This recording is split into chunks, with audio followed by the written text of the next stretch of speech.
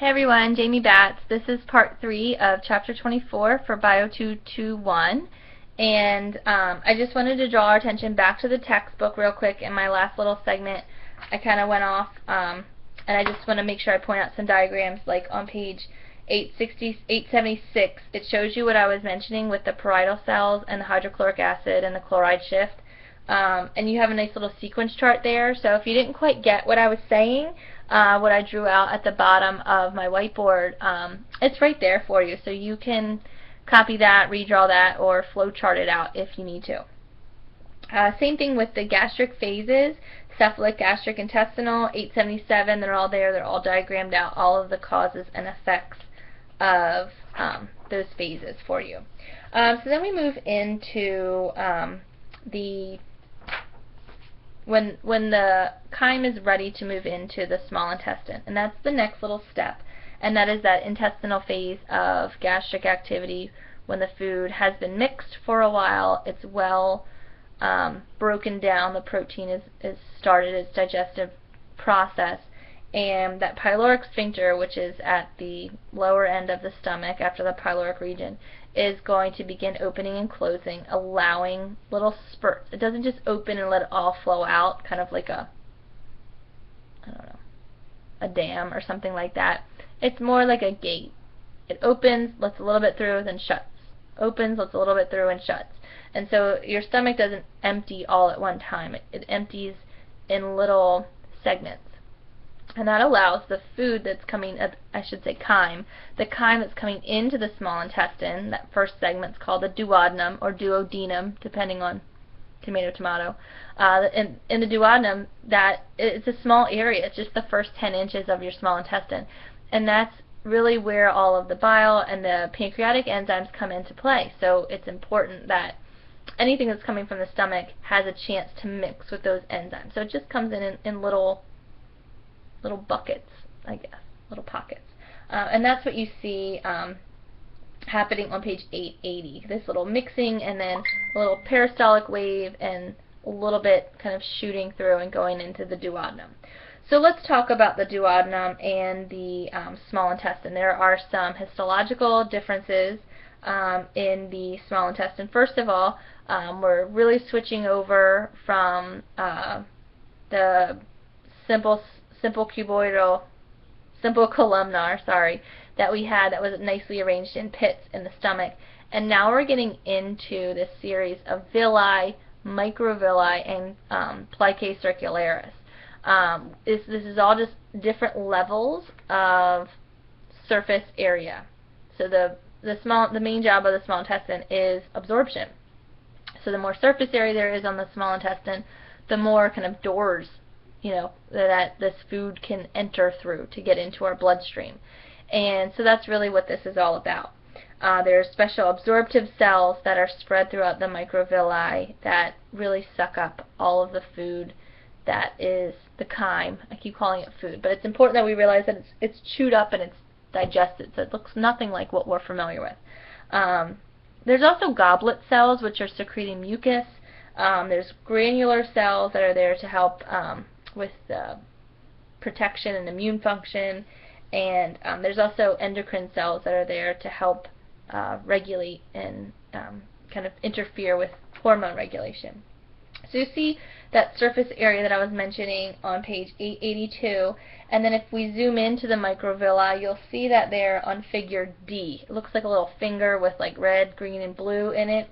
Well, the red and blue, of course, are the vein and the artery, and then the green is the lacteal, which is the branch of the lymphatic system that's within the digestive system. So that the lacteal is going to be responsible for absorbing the lipids, and the bloodstream is going to be absorbing everything else, the proteins, the carbohydrates, right, the sugars, etc. So that's all going to go directly into the blood, and the fat goes into the lacteal through the lymphatic system. So, and that's when we get into some enzymes like the peptidases and the lipases and the nucleases and so on and so forth. And all of that is broken down, all of those enzymes, or all of those molecules, I should say, are broken down. Just trying to find it. Oh, kind of jumping ahead, talking about the pancreas. I'll wait. I was going to talk about the pancreas and pancreatic enzymes, but I'll try to stay in line with your book and the way your book does it. So then the next stop in your book is the liver. And the liver injects things into the small intestine also by way of what's called the bile duct, or the common bile duct. And you'll see the anatomy of the liver on page 884. And the real important picture of the liver is on page 886. And that's where you see the actual functional unit of the liver. It's called the hepatocyte, which is an actual liver cell. And you see this lobule of the liver, which is arranged with all of these hepatocytes. And they form these little kind of tunnels. Almost looks like bone, almost, if you remember what bone looks like microscopically. And the idea is all of this blood is coming from your intestines, right? All of that stuff that was just within that microvilli, all of that blood in the venous system, it's getting all that, those nutrients get absorbed in the small intestines, and instead of just going throughout the body, it's routed through what's called the hepatic portal system, routed right over to the liver. So the first stop that all of these molecules make once they're being absorbed is to go into the liver. And what the liver does is, I call it dipsticking. It kind of dipsticks and tastes the blood to see, oh, well, you got too much vitamin C here, oh, you got not enough vitamin E, oh wait, we got way too much magnesium, oh, maybe you need some more clotting factors or whatever. So it's a way for your liver to check in with the rest of your body and make sure it has what it needs. As well as, one of the main jobs of the liver is detoxifying. So if there's some drugs or alcohol or toxins coming in through your digestive system, your liver can take it out, filter it, and protect the rest of the body from whatever those toxins are. So that's how these lobules are set up. If you look on the outside of all of the corners of those hexagons is something called a triad. This triad has a branch from the hepatic portal vein, which is coming from the small intestine. So in other words, this highly nutrified blood. It also has a branch from the hepatic artery, which is the oxygen-rich blood, which branched off of our abdominal aorta. And it also has a hepatic duct, right, which is part of the lymphatic system. So all of that is leading to this little hallway. And that little hallway, called a sinusoid, right? It's basically the capillary. And if you remember, capillaries, sinusoids have the biggest holes in them, so allow for large materials to be exchanged. And that's exactly what's happening here within these liver lobules. Many nutrients are being exchanged, right? Remember, glucagon, one of our major blood sugar regulators, is stored in the pancreas, where there's more sinusoids to let that out.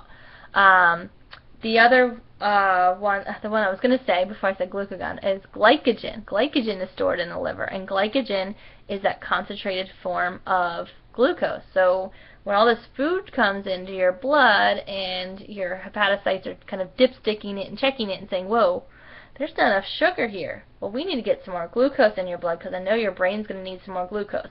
Let's call out some more glycogen, pull out the glycogen from the stores, stick it in the blood, and send it on its merry way.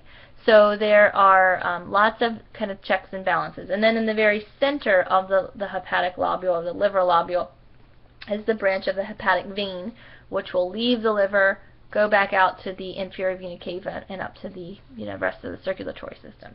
So I think it's important to understand how blood flows through the liver from the digestive system.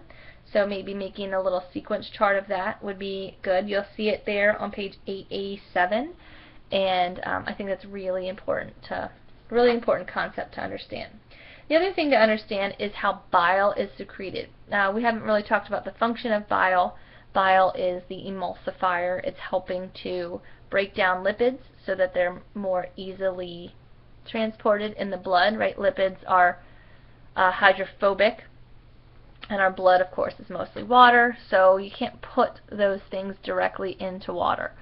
They'll just kind of form a little bubble, and they won't go anywhere. So they need to be emulsified, and the emulsification process helps those lipid molecules to be broken down further so they can be absorbed by the lacteals and go throughout the body. So you'll see the kind of control and regulation of bile there in that diagram on page 888, and you'll see that there is some central nervous system control there, and there is an interplay between the liver and some other hormones that I've mentioned already. So just something to keep in mind. The liver is actually where the bile is made. Most people think that the gallbladder makes the bile. The gallbladder is just storing the bile. I don't know why I'm coughing, sorry.